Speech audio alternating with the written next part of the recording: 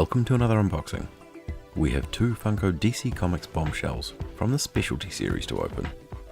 These are a welcome return to 1:12 ratios, with a case purchase yielding no doubles.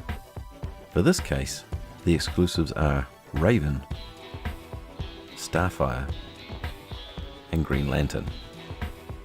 But onto box 1. It's Harlequin. You'd make a darn cute plushie! And box 2. It's Catwoman. Enjoy my arrest warrants. So this series not only has obtainable ratios, but also an unlikely return of improved quality control. But this is nothing compared to some of the more intricate detailing, like the lenses in Catwoman's glasses. But blind box collectors should be no strangers to Bombshells, as Cryptozoic are currently on their 3rd series.